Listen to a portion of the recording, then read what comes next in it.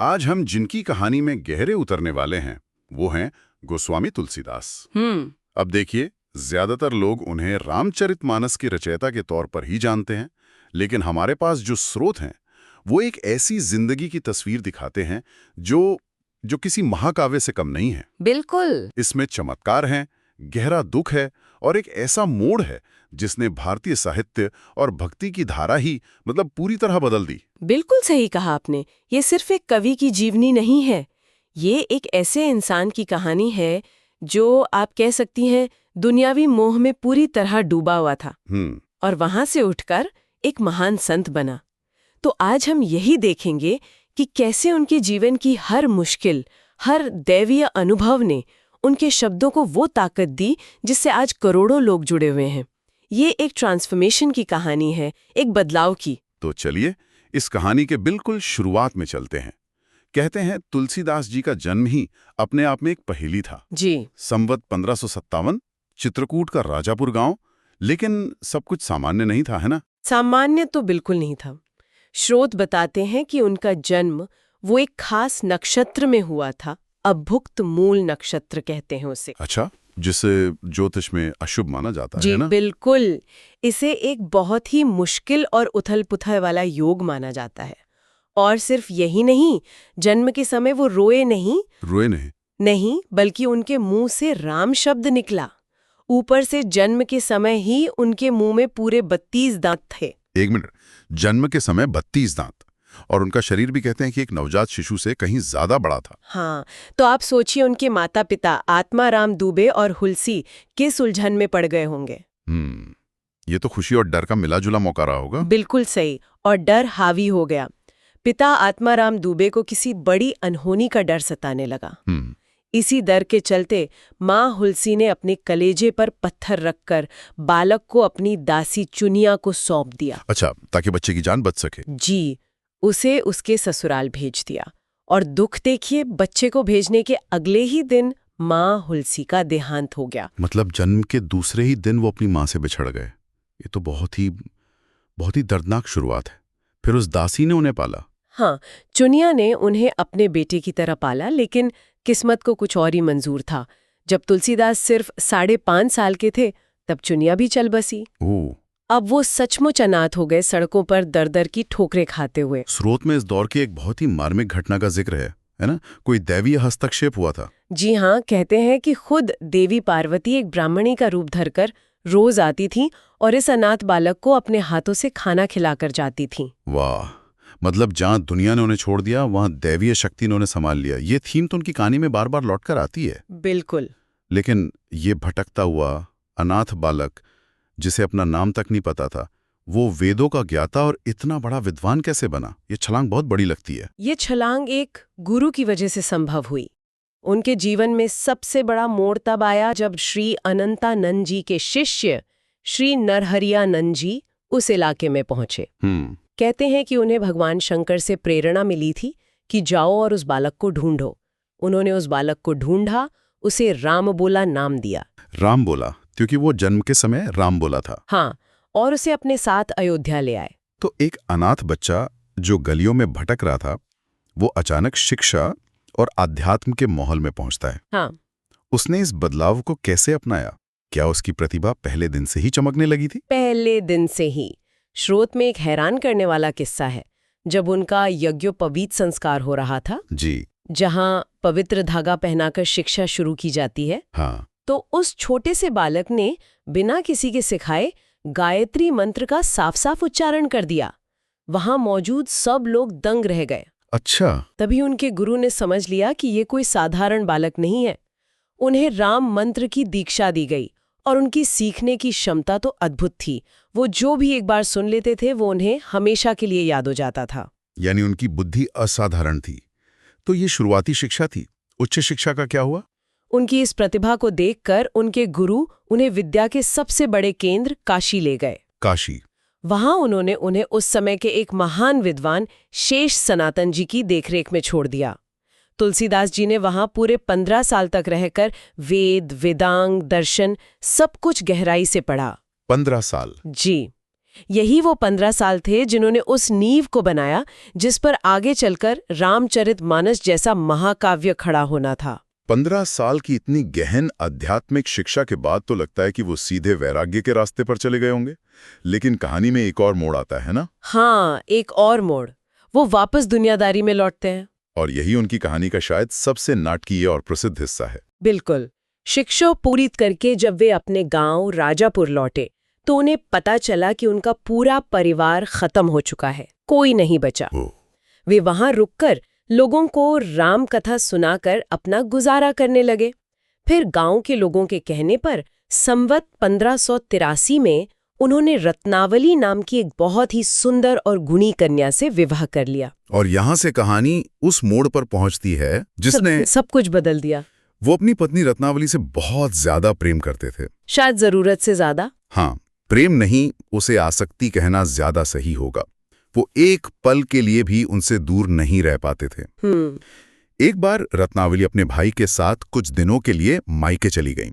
तुलसीदास के लिए ये जुताई बर्दाश्त से बाहर हो गई। अच्छा। घनघोर बारिश हो रही थी, नदी उफान पर थी, लेकिन वो रात में ही अपनी पत्नी से मिलने चल पड़े। उसी रात उफनती नदी को एक लाश के सहारे पार किया और घर के दरवाजे बंद थे तो एक सांप को रस्सी समझकर उसके सहारे ऊपर चढ़कर सीधे अपनी पत्नी के कमरे में पहुंच गए।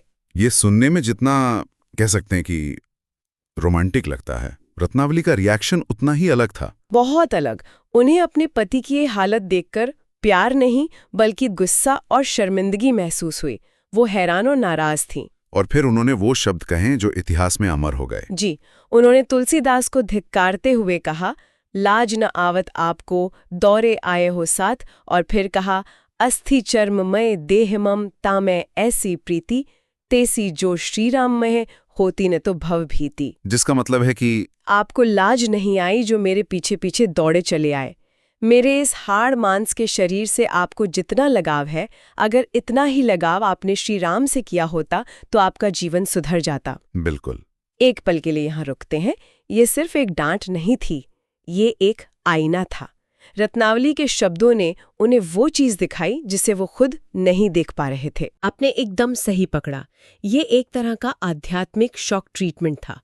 वो शब्द तीर की तरह उनके दिल में चुभ गए। उन्हें आत्मग्लानि हुई।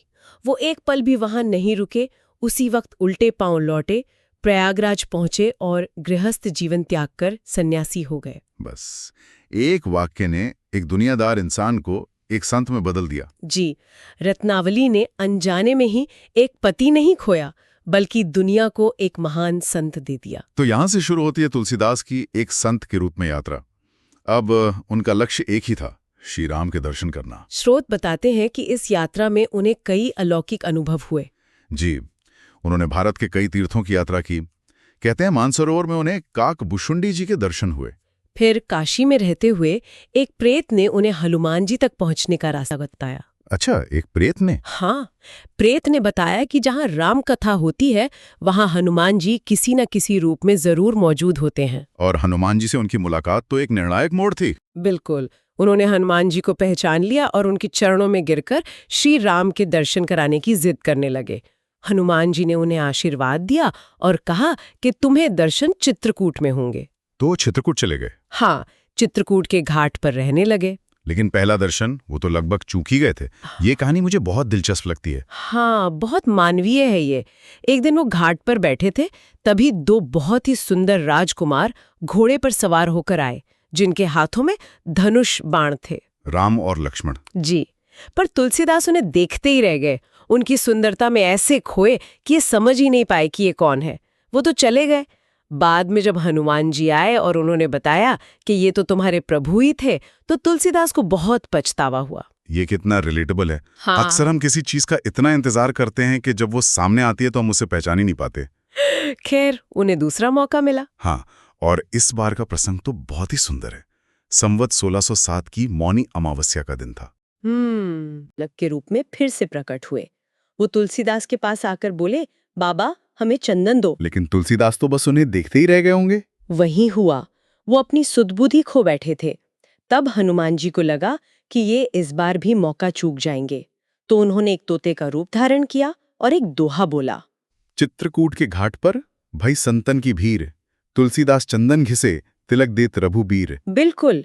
ये सुनते ही तुलसीदास को होश आया और तब तक भगवान राम ने खुद उनके हाथ से चंदन लेकर पहले अपने माथे पर लगाया और फिर तुलसीदास जी के माथे पर लगाया और अदृश्य हो गए। इस एक पल ने तुलसीदास जी की पूरी साधना को सफल कर दिया। जी। तो एक बार जब उन्हें भगवान राम के साक्षात दर्शन हो गए तो उनकी भक्ति को एक आवाज की जरूरत महसूस हुई होगी। क्या यहीं से उनके सबसे बड़े महाकाव्य रामचरितमानस की नींव पड़ी? बिल्कुल। अब उनके अंदर का कवि जागा। काशी में रहते हुए उन्होंने संस्कृत में कविताएं लिखनी शुरू की, लेकिन एक अजीब घटना होने लगी। क्या? वो दिन में जो भी लिखते, रात में वो सब गायब हो जाता था। गायब हो जाता था? हाँ, 7 दिन तक यही होता रहा। ये तो एक और दैवीय संकेत लगता है, जैसे कोई उन्हें कुछ और करने के लिए कह रहा हो। हाँ, 8वें दिन भगवान शंकर ने खुद उन्हें सपने में दर्शन दिए और कहा, तुम मेरी नगरी काशी में रहते हो, तुम संस्कृत में लिखने के बजाय आम लोगों की भाषा में काव्य की रचना करो। अच्छा? जब तुलसीदास जी की नींद खुली तो उन्होंने देखा कि भगवान शंकर और पार्वती जी सच में उनके सामने खड़े हैं। भगवान शंकर ने फिर से वही आदेश दोहराया और आशीर्वाद दिया कि तुम्हारी ये रचना वेदों के समान फलदायी होगी। ये तो एक बहुत बड़ा निर्देश था। उस समय तो सारी धार्मिक रचनाएं संस्कृत में ही होती थी। हाँ, जिसे केवल विद्वान ही समझ सकते थे। आम भाषा में लिखना एक क्रांतिकारी कदम था। बहुत बड़ा क्रांतिकारी कदम। भगवान शिव की आज्ञा पाकर वो अयोध्या गए और संवत 1631 में रामनवमी के दिन, कहते हैं ठीक वैसी ही ग्रह दशा में जैसी त्रेता युग में राम जन्म के समय थी, उन्होंने श्री रामचरितमानस की रचना शुरू की। इसे पूरा करने में कितना समय लगा? 2 साल 7 महीने और 26 दिन। लेकिन जैसा हर क्रांतिकारी काम के साथ होता है, इसका स्वागत शायद हाथों हाथ नहीं हुआ होगा, खासकर काशी के पंडितों ने। आपने सही समझा। काशी के पंडितों ने इसका जबरदस्त विरोध किया। उन्होंने कहा कि ये आम भाषा में लिखा गया है, ये अपवित्र है। उन्होंने तुलसीदास जी का बहुत अपमान किया और मानस की प्रति को चुराकर नष्ट करने के लिए 2 चोर भी भेजे। अच्छा, फिर क्या हुआ? चमत्कार ये हुआ कि जब चोर वहां पहुंचे तो उन्होंने देखा कि 2 राजकुमार धनुष बाण लिए कुटिया की पहरेदारी कर रहे हैं। चोरों का हृदय परिवर्तन हो गया और वे खुद भक्त बन गए। पर पंडितों का विरोध तो जारी रहा होगा। हाँ। फिर उन्होंने उस समय के एक बहुत बड़े विद्वान मधुसूदन सरस्वती जी से इसकी समीक्षा करने को कहा, ये सोचकर कि वो इसकी आलोचना करेंगे। लेकिन हुआ उल्टा। बिल्कुल। मधुसूदन सरस्वती जी इसे पढ़कर इतने प्रभावित हुए कि उन्होंने इसकी प्रशंसा में एक प्रसिद्ध श्लोक लिखा। वो चलता फिरता तुलसी का पौधा वाला श्लोक? जी। आनंद कानने ह्यस्मिन् जंगमस तुलसी तरहु, कविता मंजरी भाति राम भ्रमर भूषिता। इतने बड़े विद्वान की प्रशंसा के बाद भी क्या कुछ लोग नहीं माने? स्रोत में एक अंतिम परीक्षा का जिक्र है जो अविश्वसनीय लगता है। जी। जब विवाद खत्म नहीं हुआ तो ये तय हुआ कि परीक्षा ली जाए। काशी के विश्वनाथ मंदिर में सबसे नीचे रामचरितमानस को रखा गया, उसके ऊपर शास्त्र, फिर पुराण और सबसे ऊपर वेद रखे गए। और मंदिर बंद कर दिया गया। हाँ। अगली सुबह जब दरवाजे खोले गए तो सबने देखा कि रामचरितमानस बाकी सभी ग्रंथों के ऊपर सबसे ऊपर रखा हुआ है। इस चमत्कार के बाद सभी पंडितों ने अपनी भूल स्वीकार की, तुलसीदास जी से क्षमा मांगी और मानस को सम्मान दिया। रामचरितमानस के अलावा उनकी 2 और रचनाएं हैं जो आज घर घर में प्रसिद्ध हैं, हनुमान चालीसा और विनय पत्रिका। इनके पीछे भी कोई खास कहानी है? हाँ, बहुत दिलचस्प कहानियां हैं। हनुमान चालीसा की रचना तब हुई जब दिल्ली के बादशाह अकबर ने उन्हें फतेहपुर सीकरी बुलवाया और कोई चमत्कार दिखाने को कहा। तुलसीदास जी ने मना कर दिया होगा? जी। उन्होंने विनम्रता से कहा कि मैं तो सिर्फ राम का भक्त हूँ, चमत्कार नहीं जानता। इस पर नाराज होकर अकबर ने उन्हें कैद कर लिया। और जेल में ही उन्होंने हनुमान चालीसा लिखी? हाँ, जेल में ही उन्होंने अपने संकट दूर करने के लिए हनुमान जी की स्तुति में हनुमान चालीसा की रचना की। कहते हैं कि 40वें दिन जब वो पूरी हुई तो हजारों बंदरों की एक सेना ने फतेहपुर सीकरी के किले पर हमला कर दिया। सच में? जी। ऐसा उत्पात मचाया कि सब घबरा गए। अकबर को अपनी गलती का एहसास हुआ। उसने तुलसीदास जी को तुरंत रिहा करके माफी मांगी और जैसे ही वो रिहा हुए, बंदर भी शांत होकर चले गए। ये तो आस्था की शक्ति का एक अद्भुत प्रदर्शन है। और विनय पत्रिका, वो किस परिस्थिति में लिखी गई? विनय पत्रिका उनकी सबसे व्यक्तिगत रचनाओं में से एक है। कहानी ये है कि काशी में जब वो रह रहे थे तो कलयुग खुद एक इंसान का रूप धरकर उन्हें सताने लगा। कलयुग? इंसान के रूप में? हाँ, ऐसा स्रोत बताते हैं। परेशान होकर उन्होंने हनुमान जी से प्रार्थना की। हनुमान जी ने उन्हें सलाह दी कि तुम अपनी सारी शिकायतें और प्रार्थनाएं एक अर्जी पर लिखकर सीधे अपने राजा भगवान राम को क्यों नहीं देते? तो विनय पत्रिका एक अर्जी है? एक तरह से हाँ, ये असल में भगवान राम के दरबार में लगाई गई एक विनम्र अर्जी है। कहते हैं कि जब ये पूरी हुई तो श्री राम ने स्वयं उस पर हस्ताक्षर किए और तुलसीदास को हमेशा के लिए अभय दान दिया। एक अद्भुत जीवन उन्होंने अपने अंतिम दिन काशी में ही बिताए। जी हाँ, काशी के 80 घाट पर संवत 1680 में राम राम का जाप करते हुए उन्होंने अपना शरीर त्याग दिया। तो इन सब का क्या मतलब निकलता है? हमने एक ऐसी जिंदगी देखी जिसकी शुरुआत अनाथ होने के गहरे अंधेरे से होती है, लेकिन हर कदम पर उसे दैवीय रोशनी रास्ता दिखाती है। एक व्यक्तिगत सांसारिक लगाव को इतिहास के सबसे प्रभावशाली भक्ति कार्यों में से एक में बदल दिया जाता है। ये कहानी सच में सांसारिक प्रेम से ईश्वरीय प्रेम तक की यात्रा को दर्शाती है। उनकी पत्नी के वो कठोर शब्द सिर्फ एक विवाह का अंत नहीं थे, बल्कि वो लाखों लोगों के लिए ईश्वर तक पहुंचने वाले एक पुल की नींव थे। बिल्कुल। और काशी के पंडितों का विरोध और फिर अंत में उनकी स्वीकृति ये दिखाती है कि भक्ति और ज्ञान जब आम लोगों की भाषा में आते हैं तो उनकी शक्ति कितनी बढ़ जाती है। श्रोताओं के लिए एक अंतिम विचार। श्रोत इस बात पर बार बार जोर देते हैं कि तुलसीदास जी को विद्वानों की भाषा संस्कृत के बजाय जन भाषा में लिखने का सीधा दैवीय निर्देश मिला था। इस एक फैसले ने राम की गहरी और जटिल कथा को कुछ चुनिंदा विद्वानों के मठों से निकालकर हर आम इंसान के घर और दिल तक पहुंचा दिया। ये हमारे लिए एक सवाल छोड़ जाता है। ज्ञान को साझा करने के लिए हम जो माध्यम या भाषा चुनते हैं, वो उसकी ताकत और पहुंच को कैसे तय करती है? आज के दौर में कौन से ऐसे महान विचार हैं जो अपनी जन भाषा का इंतजार कर रहे हैं ताकि वो कुछ लोगों तक सीमित न रहकर सच में दुनिया में